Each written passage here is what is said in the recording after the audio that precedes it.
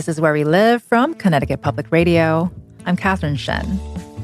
The stories of the Mohegan Tribe date way back to days before the land we live on was known as Connecticut. The Mohegan people have shared this rich history with each generation through the tradition of oral storytelling. Stories can often capture a deeper and fuller understanding of a people and their worldview than historical texts. Today, we'll hear from one of the tribe's culture bearers, someone tasked with keeping the traditions and beliefs of the Mohegan people alive.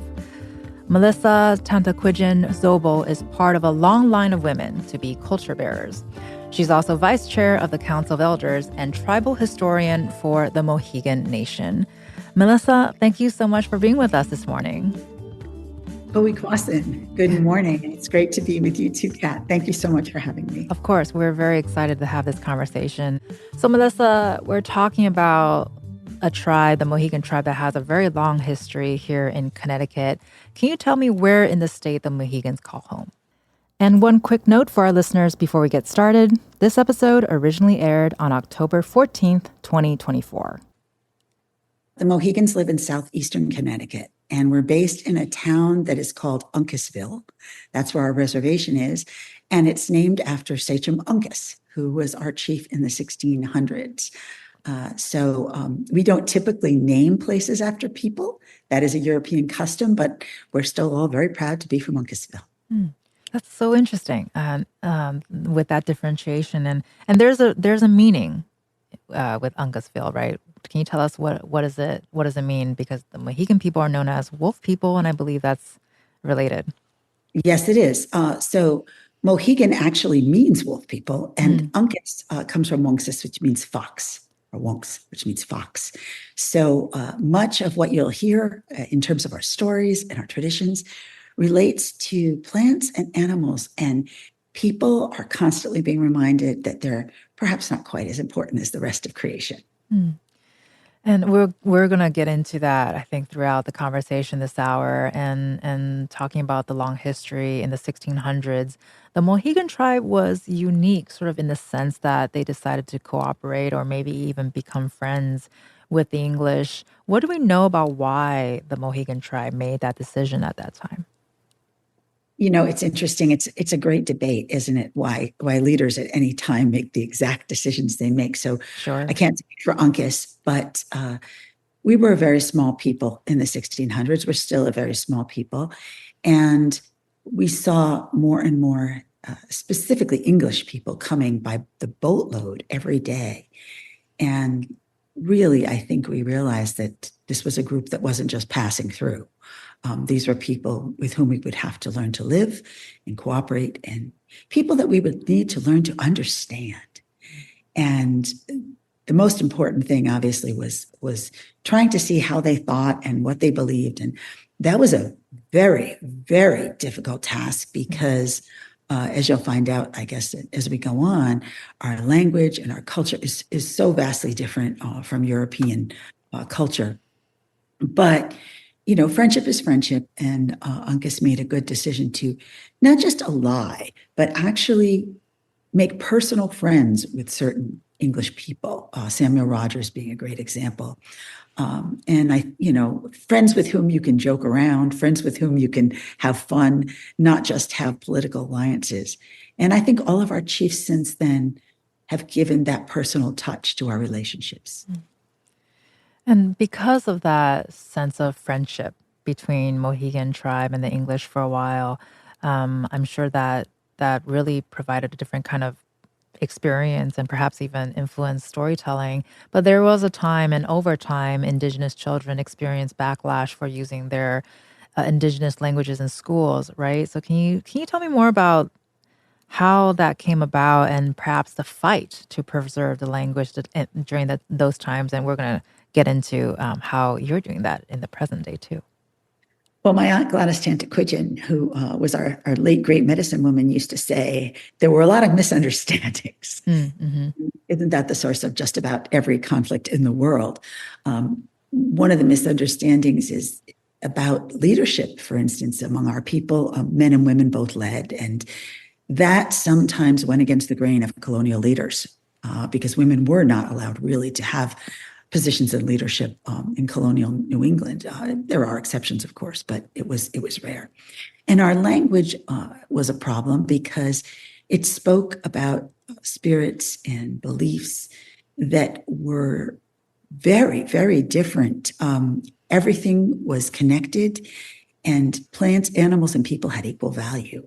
And of course, that's something that is debated in many cultures as to how much we value different things. And so that, I think, made the language seem so alien that it was really frightening to people. And that language was under attack in the sense that we weren't allowed to speak it in schools. And once you hit the 1800s and definitely the 1900s. And so it was only really thanks to one woman, Bedelia Fielding, her name was Jitspodanashor, which means flying bird, who decided to keep diaries in the language and pass down some of it, that we have enough to restore it now in the 21st century. Wow. I mean, I've shared this before. I mean, I don't know how it would feel if anyone come in and read my diaries. It would not be that exciting or fascinating or interesting, but I love learning about history through diaries, especially if it's a personal one, because it's from the person versus sort of a literary fiction or nonfiction that was created specifically for people to read. And you mentioned Flying Bird, so she had her diaries. Can you talk about sort of the story behind that? How were those discovered, and how much do we know about her life? Because she also she experienced the language suppression firsthand. She did. She was beaten for speaking the language in school. So she didn't really like school, and she left school. But understandable. Right. But she was, her diaries aren't what you would think of as typically Western diaries, sure. In the sense that she's not talking about, I was embarrassed to school today, or I met a cute boy. She's not talking about these things in her youthful diaries. She's talking about the river and the birds and the weather and all the things around her and the changes of the seasons. And so what's really reflected in her diary is a philosophy of life and a way of seeing the world. And that's very special, because that's at the heart of any language. And that's something that you sometimes have to understand first in the case of our language before you can get into kind of the nitty gritty. And as you go through her diaries, were there, I mean, I imagine the entire experience is probably pretty magical and exciting, but was there anything about it that jumped out to you that, big differences or actually similarities maybe? Yeah. So she talks a lot about giving thanks. And she specifically gives thanks when things are the worst. And that's a magnificent lesson. So if she says, I don't have enough to eat today, but I know somebody's coming by tomorrow. When do we go? Thank you to the Creator. Or my house may be leaking, but I have a roof over my head and some don't. So I give thanks. And it's, the idea of giving thanks more the less there is to be thankful for, kind of a theme in all of her work. So she's really a great philosopher in many ways, and a spiritual guide, I would say. In terms of her diaries and what happened to them, the story is almost unbelievable. Her diaries were written in the early 1900s, and an anthropologist asked to borrow them. An anthropologist from Columbia University had wanted to look at them. And so this man, J.D. Prince, had a house fire, and the diaries burned. Oh, no. The last words in the language, everything burned. And so this was a terrible bit of news for the tribe, and the tribe was horrified. And so during the Spanish flu pandemic, which was a few years later, her son was stuck in the house, and he was complaining that he was stuck in the house and he was quarantined and he didn't know what to do with his time. And we all know what that feels like. Yes. So he finally went through his mother's stuff and found more diaries. Wow. Which was wonderful, except the diaries went into academia again. And the Mohegan people were finally able to have them returned during the COVID pandemic. When so many circles here. Yes, so many circles, right? When our chief, Chief Matawi Atahash Lynn Malerba, spoke to the leadership at Cornell University, and they very kindly returned them to us. It was a very emotional thing because we felt like they brought Fidelia home. Mm. And have you had a chance to explore those diaries since then? Oh, yes. And we have looked at them, and Cornell had them online, and they are available for people to read online. And the translations are tricky because her language was quite broken by the time she was speaking it, right? But they are something that we had a display at our museum, in fact, Tantaquidgeon Museum on her for a while. And many of her belongings are on display there as well, if people are interested in learning more about her. And I can talk about her for days, so I won't. Well, it sounds like I can do that too, actually. There's so much I think, about Flying Bird that we can really take note and learn from. And we really want to get into the language here too. And I know we need about 5 days just to go through this, but what are some of the ways that the Mohegan language differs from English? Well, first of all, let me state that I'm not a linguist, and I beg forgiveness from all the linguists out there if I misrepresent anything. But one of the ways in which it's most definitively different is that rather than genders of male and female, we have the animate and the inanimate. Mm. And many things are animate that might not be animate in English, and things are all kind of referred to as an it. So people and plants and animals are sort of on the same level. And if you look at things that way and you refer to one another in a kind of an equal way, men, women, plants, animals, and people, doesn't that change the way we see the world? Yep. And I think that's the one most significant, thing about our language, and why right now it feels so timely to our youth, because it is another way of speaking and acknowledging and seeing that feels healthy for our planet. And of course, that's a matter of everyone's concern. Do you have an example maybe of what that looks like? Sure. So if you had like a bug in your hair or something, somebody would be in your hair. It would be in your hair, just like you'd speak to, a person. It's not going to be any different. Right. Okay. So it's somebody in my hair versus there's something in my hair. Or something like that. Right. You're referring to it in a much more personal way. And I also think that the other thing is that places are often named after not people, but an environmental function, like the way the place where the salmon run, or Connecticut, of course, the land of the long tidal river, which is important to know, or other places like that, that rivers will be named for maybe a wild river that has a lot of rapids, like the Yantuk. So much of what's around you is the focus of your words and your thoughts. It's always so interesting to see how different language structure. And earlier you mentioned Gladys, and also I believe Flying Bird's mentee was Gladys, and then Gladys was your own mentor. So that's a long lineage here. Can you talk about those relationships and did Flying Bird teach Gladys the Mohegan language, or was she worried that she would get Gladys in trouble? What was that like? All of those things, yes. So Gladys was my mentor, and I wrote a biography of Gladys called Medicine Trail, which was one of my first books. And in it, I kind of trace not just Gladys, but Gladys as part of the whole history of the Mohegan Tribe. We're all very much connected, and no individuals are without their connections to the whole tribal story. And so we often say, into the moment comes a Mohegan is an expression we use. And that's because we feel that people come when they're needed and their skills come when they're needed. And so Fidelia's skills obviously came when they were needed. Gladys's came when they were needed.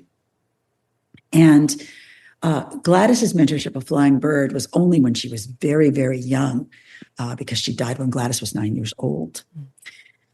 And Gladys was already 60 by the time I was born, but she lived to be 106. Wow. So there was a longer period. And Flying Bird, lived to be very old, also to her late 90s. So all of these women, including Flying Bird's own teacher, Martha Ungus, who also lived to be very old in her 90s. So if you go back one more generation, Flying Bird's teacher was Martha Uncas, who was born before America was a country in 1769. And so really just this, there are many Mohegans who carry on traditions. Obviously, this is not a singular line, but you could just look at a few people and get the idea of how quickly the traditions were passed on through people with longevity. And can you talk about that relationship too? Are you aware when Gladys was being taught the language or the culture? Was there any pushback, not necessarily from Gladys, but just from the environment that Gladys was in? So Fidelia refused to teach Gladys the language because she said she didn't see her beaten. So Gladys only knew what she caught in hearing the elders speak, a few words when they weren't necessarily paying attention, or just everyday greetings and that sort of thing. And so she later worked on the language as an anthropologist at UPenn. And so she studied the language there with Frank Speck, and she also studied even more deeply our folklore and traditions and recorded them. And so that was her contribution. And then, of course, she helped co-found our museum. So all these were ways, I guess, of preserving our culture and our stories, even in a time when the language had kind of gone silent. Well, silent no more. I think we're keeping this conversation going. This hour, we're exploring the Mohegan Tribe's history and language with Melissa Tantaquidgeon Zobel, and she's also the vice chair of the Council of Elders and tribal historian for the Mohegan Nation. And coming up, we'll dive into their long-standing tradition of storytelling.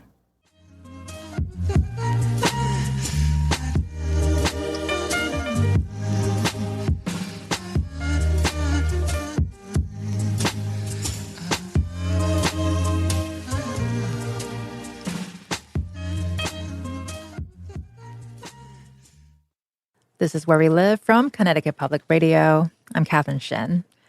Not all history can be learned through textbooks. The Mohegan Tribe, located here in Connecticut, knows that very well. Mohegan people have a long-standing tradition of passing their beliefs, practices, and culture down through the generations by telling stories. This oral tradition is one that our guests' ancestors have been engaged in for centuries. I'm joined this hour by Melissa Tantaquidgeon Zobel, Vice Chair of the Council of Elders and Tribal Historian for the Mohegan Nation. And a reminder to our listeners, this episode originally aired on October 14th, 2024. And Melissa, I feel like we're sort of part of an oral tradition today, considering we're having a conversation on live radio about storytelling. And I thought it was really interesting to learn that in every generation, is there one person chosen to carry on the legacies and stories of the Mohegan Tribe? Well, that used to be the tradition because our numbers had gotten small.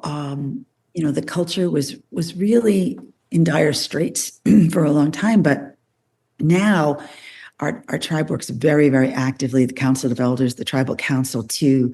We have a language department with people who are, learning to speak the language. And we have a cultural department, and we have, a curriculum department. And so, we have an archaeology department, we have archives, we have library, we have a museum, we have all of these things where we have camp for kids. So it's a fully fleshed out cultural experience for the youth in education. And we still do storytelling. We still have wonderful storytellers like Sister Betty Jean Coderre and Sharon Maynard and others who are great storytellers. But we do spend a lot of time finding other ways to educate. And if teachers are interested in curriculum, please go to the Mohegan website. We have curriculum materials available. We are working with the other tribes in the state on a state native curriculum, which is available soon. And we also have media. We've done a short film on Flying Bird, and there's a play about Flying Bird. There are some short radio plays that are available. And there are a few other tribal films that are available. So we try and create many opportunities, and again, that's all under education on the tribal website, for people to access this information because we know it's hard to acquire this information. Well, and I imagine the reason why it's so hard is because this was not what it looked like during those times, or back in starting from 1600s up to today. There's a long period of time where that was not the case. So can you talk about, what were those contributions to now there's sort of this very, very strong need to preserve and protect the language? Right. So the 1600s obviously was very tough because you had a clash of cultures, and traditional education didn't mean schools for Mohegan. It meant that, young people men would go into the woods, learn hunting and fishing. Women would learn certain types of fishing too. They also were farmers, the women, they would grow corn, beans, and squash. Everyone had traditional roles. And those traditional roles were different than European roles, right? Women as farmers was different, right? And we didn't do livestock, we did hunting. So there were so many ways in which we were different. And our traditional ways depended on certain types of land and certain access to the land, which was going away. And so the 1600s was really a time of crisis and loss. And the 1700s was very tricky because it was at that point that the United States government really became a government, right? It was just a bunch of colonists kind of not really sure where everything was going. And when you get to the time of the American Revolution, once again, the Mohegans are fighting with the colonists, but it was really tricky to figure out, the English were also our friends, remember? Right. And so we had a leader named Samson Occam, who was a Native American minister, and also an incredible philosopher and educator. He's the person who helped raise the money to found Dartmouth College because it was founded as an Indian school. And so he's this really visionary person. He was a famous writer. So he'd made friends in England, going to England, raising money to found Dartmouth College. And he was given this enormous sum of money by, the king and the Earl of Dartmouth. And then he came home and everybody said, no, we're not friends with them anymore. It's time for a revolution. So those have been interesting hurdles to try and make it through. So that was also a time when the state of Connecticut said, oh, and I'm sorry, you can't have women leaders anymore. So these were big challenges for the tribes. The 1700s was rough. And then in the 1800s, I think things got worse in many ways because our men couldn't do any of their traditional tasks anymore to make money. And so they all went whaling. And not all, but a large enough percentage that saying they all went whaling isn't that big. So when you go whaling for a very long time. So the women were really the ones in charge of running things because men were away for years, sometimes at a time. And the reason they became whalers, and we know this thanks to Jason Mancini, and head of the Humanities Council and his wonderful work, is that whalers and people of color made the same wages as other people. Everyone was equal on the whaling ship in the sense of, what job you did, you were paid for at a fair wage. At least that's what I hear. And so you would go for that because you could support your family. And that lasted, during a lot of the 1800s. And then in the 1900s, everybody's coming home and we're trying to piece everything back together. And the state after 1769 had not allowed us to have sachems that we elected ourselves. So we had chiefs, then we had head people, and we were trying to bring everything back, the language, the land. And the 1900s was a period of rebuilding. We founded a museum in 1931, and that was a good start. And then in the end of the 20th century, we received federal recognition. So that was an even better start. And that's how we got to where we are today.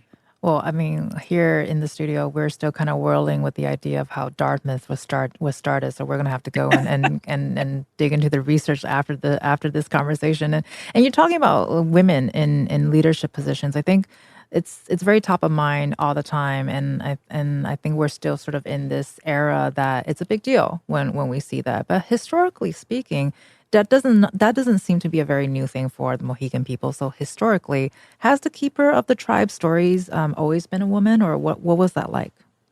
Well, it's hard to analyze this because, as I said with whaling, right?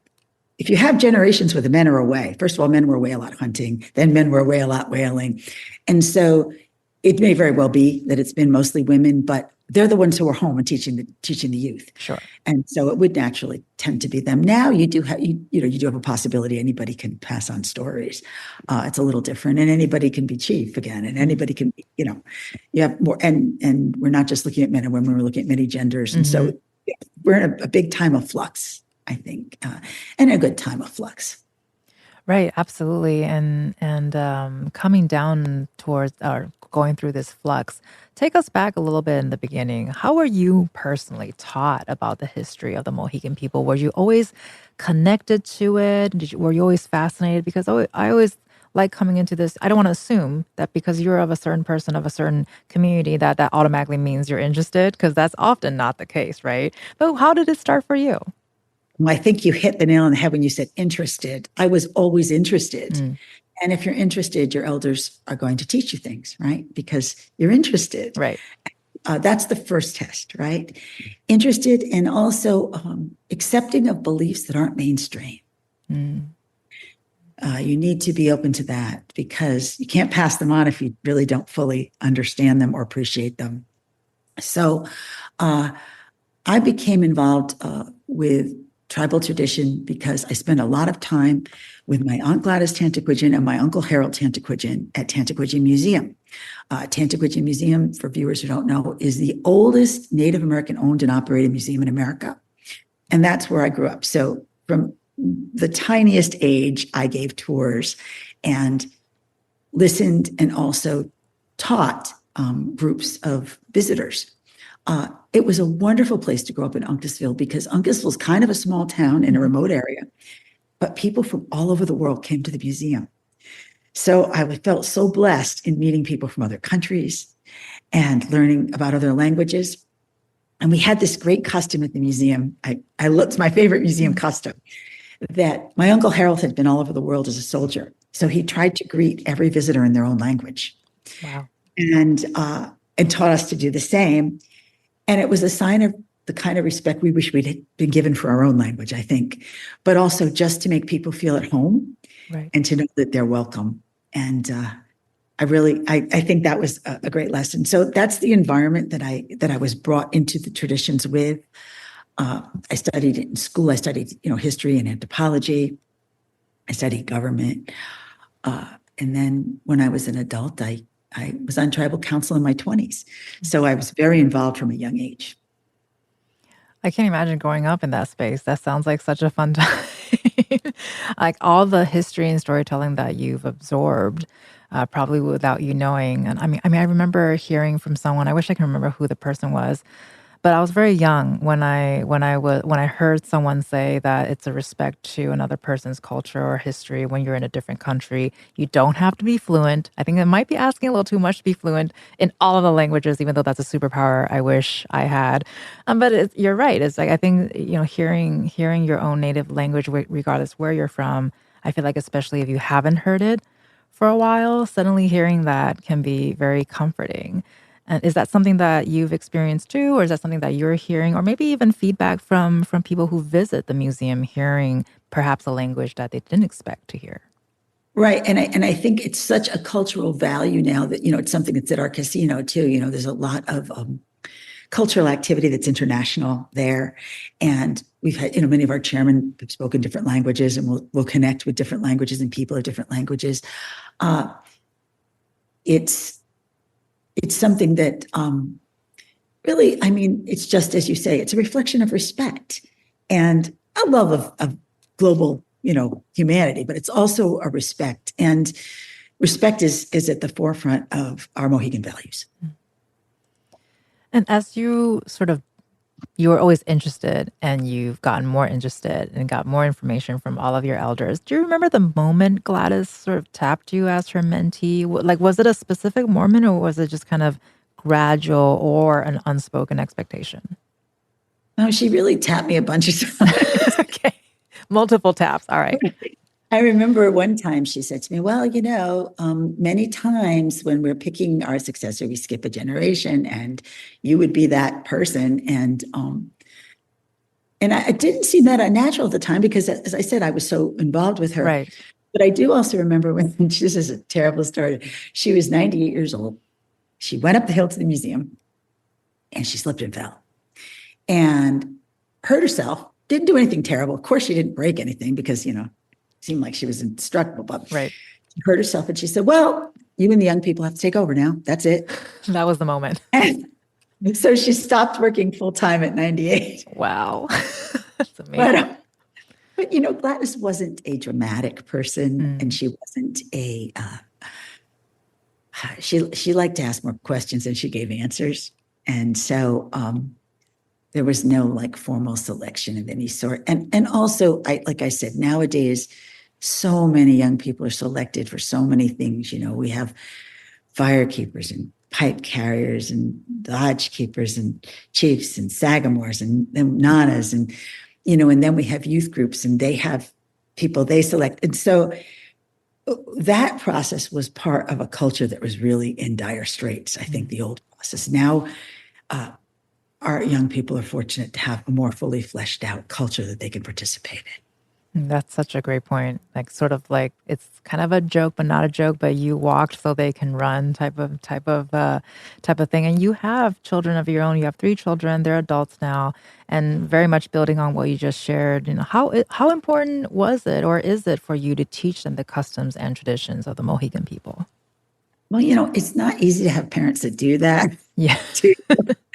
My middle daughter Madeline wrote a play that she toured internationally with, where she talks about what her mother did to her to make her learn all these things. So I don't know where to begin with that, but it's hard to carry that responsibility. I think what tends to happen is it's a responsibility, and you don't want to put a burden on young people.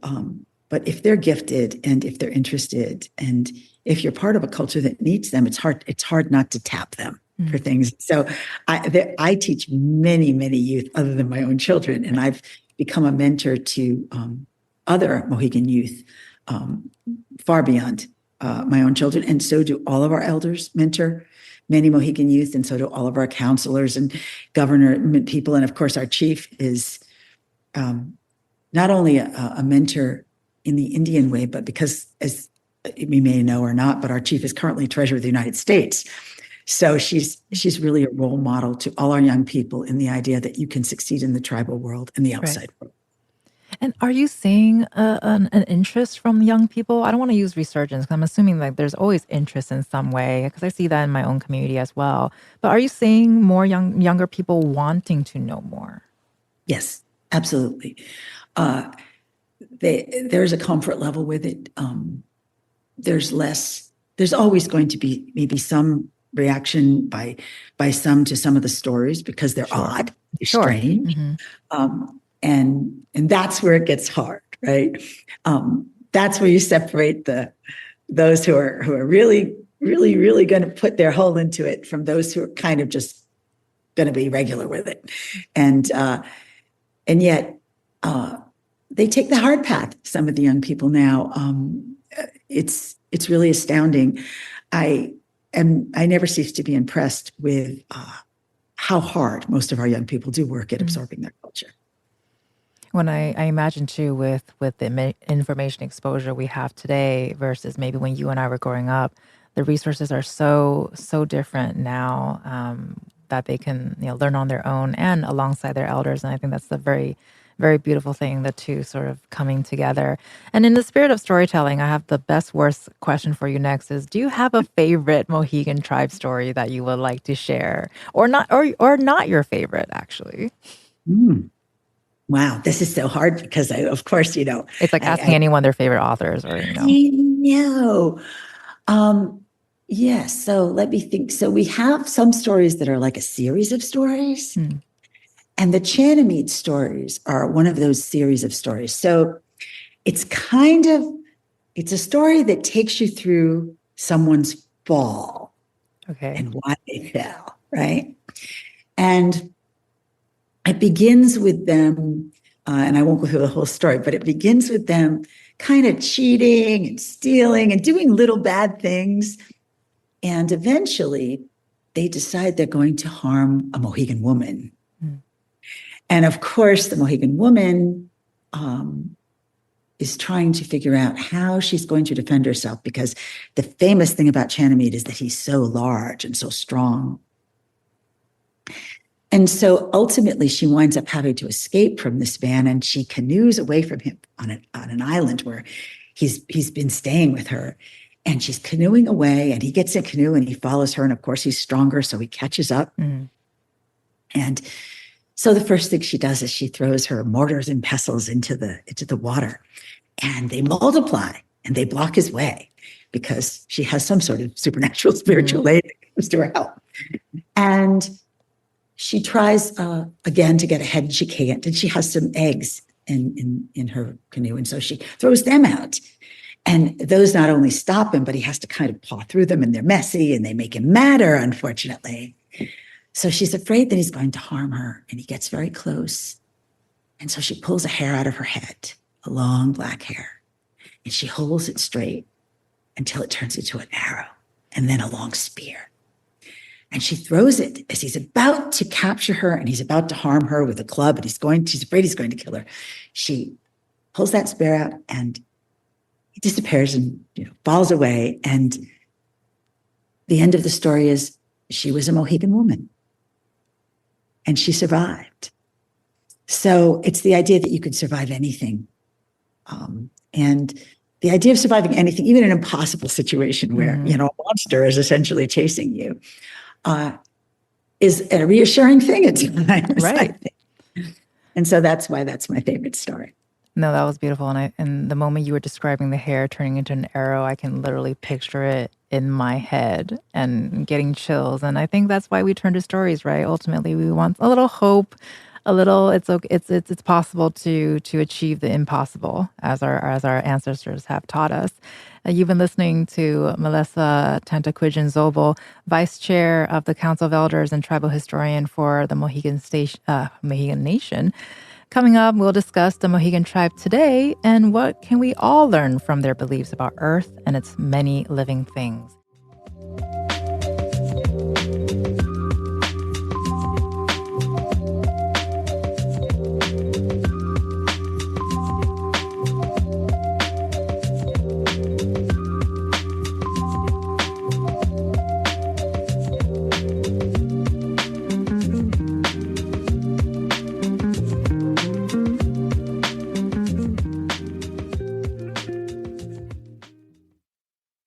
This is Where We Live from Connecticut Public Radio. I'm Catherine Shen. The Mohegan Tribe has long been on a journey to reclaim and preserve their language, artifacts, and land. So what does that look like today? To help us dive into that question, I'm joined by Melissa Tantaquidgeon Zobel, who's the Vice Chair of the Council of Elders and Tribal Historian for the Mohegan Nation.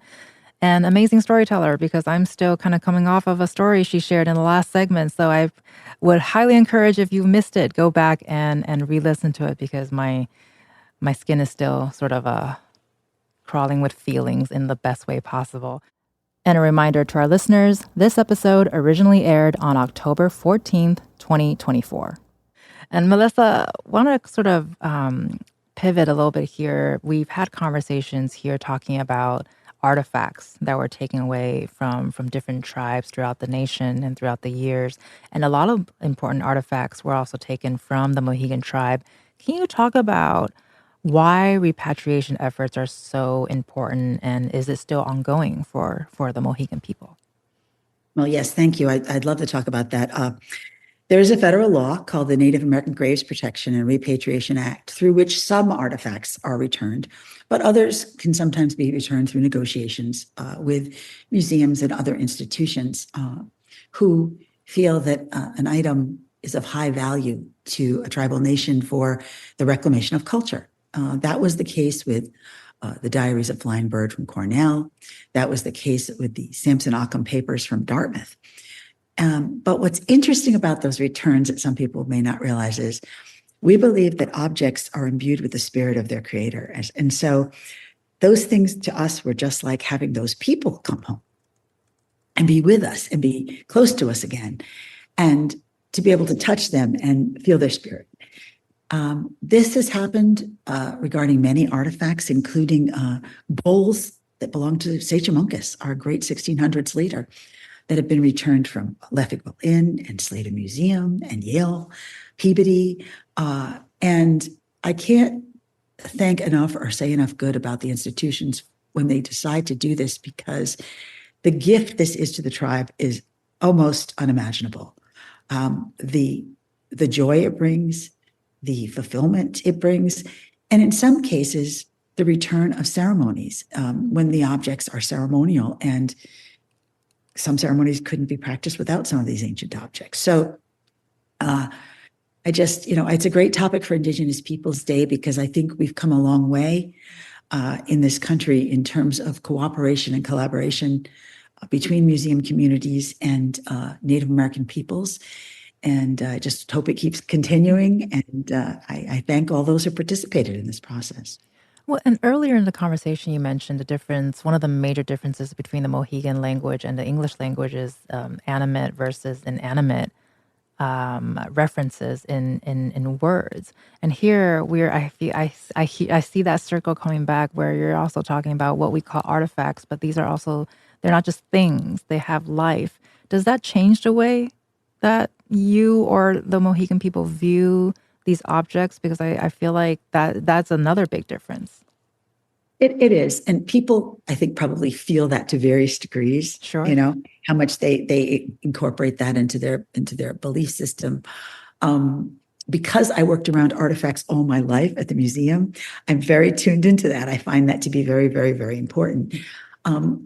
Some artifacts are given more life by the ceremonies and things that they have participated in. And I don't know if anyone remembers, there was a TV show called Warehouse 13. Oh my God, yes. It was about this very topic of how, ancient objects that were used for important things or by important people at important events carried a life of their own. And this is something that I think has come through many societies. It's kind of been downplayed in recent centuries, but it's a pretty old belief, I think.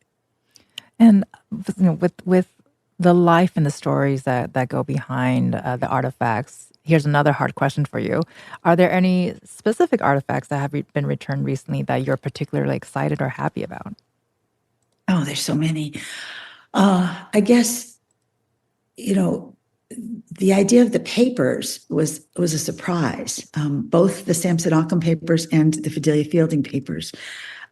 And the thing especially about the Samson Occam papers was that when something is readily available, you spend more time with it.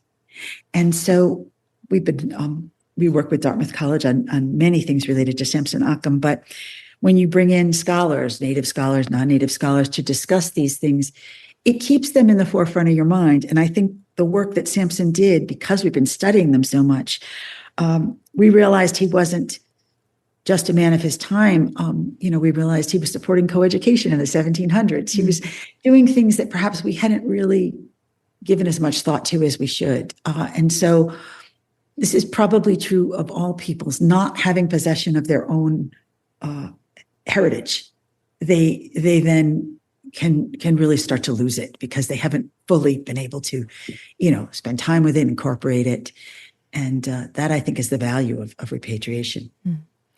And I mean, you mentioned earlier you have written several books. You're an accomplished author, and a lot of your books are specifically about the Mohegan people. So for listeners who want to learn more about the history of the tribe and its people, which of your works would you recommend they turn to? So I'd say Medicine Trail. Medicine Trail is the biography of Gladys Tantaquidgeon. And that's an important story because it's not just Gladys's story. It's really the story of the tribe because it talks about some of her teachers, one whom I haven't mentioned yet, Emma Baker, who was a medicine woman of the Mohegan Tribe, who actually, her story is fascinating too. She was educated at Yale for a while by the president of Yale's mother, brought her in to be educated. And so she has an interesting tale to tell. And all of that generation of Gladys's generation, there were so many people like Chief Bataga, and there's just person after person of that generation that are really key to Mohegan history, and so they're all in the story, right? And the other thing that it does is it talks about some of these animate and inanimate things. We have a famous rock called Cochigan Rock, which is one of the largest freestanding boulders in New England. And it's called Grandfather Rock. That's what its name means because it's considered to be an elder. So we're back to animate things. So you can learn a lot from a book like that, I think. For those who want something more accessible, I just have a short film out called Flying Bird's Diary, which isn't released yet. It's only in screenings. It just won the Rotterdam Film Festival, so we're very happy about that. And also I did a play also called Flying Bird Story, where we had a reading at Long Wharf Theater. So those are things that are either forthcoming depending on the genre you like. There's a wonderful book called Dawnland Voices that has many Mohegan stories in it by many Mohegans, not just me. And there's a book called Mohegan Chief, which is the story of Harold Tantaquidgeon, which is quite good. If you want a nice comprehensive list, you don't want to have to remember what I said, just go to the Mohegan website, and in the education section, you can look up all the things you want to read about Mohegan. And we'll certainly have links to that on our website as well for people to check out at ctpublic.org/where we live. And we only got a couple minutes left here. When you're having fun, time really flies. Today is Indigenous Peoples Day, as you mentioned earlier, Melissa. What are some of the things that Mohegans believe or practice and that you think the rest of the world could benefit from? Well, whether we like it or not, we had to learn to collaborate and cooperate. And that was a gift. It's not maybe something that was seen as a gift when it first happened, right? But it was a gift because I guess we have a peculiar perspective on America.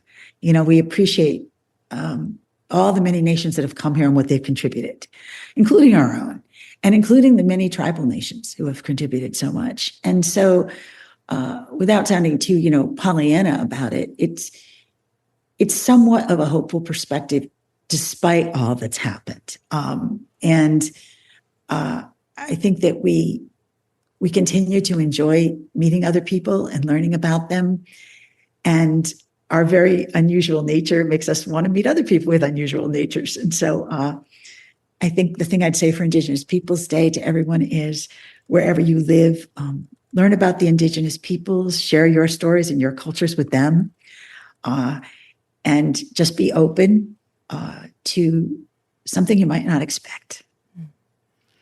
Well, thank you so much for sharing your stories with us today. You've been listening to Melissa Tantaquidgeon Zobel, who's a vice chair of the Council of Elders and tribal historian for the Mohegan Nation. Melissa, it was amazing having you on today, and thank you so much for being so gracious and sharing your stories with us. Oh, thank you, Kat. And thank you so much for tuning in today. I'm Catherine Shen. Today's show is produced by Chloe Wynn. Our technical producer is Dylan Reyes. Download Where We Live anytime on your favorite podcast app. And thank you so much for listening, and happy reading, everyone.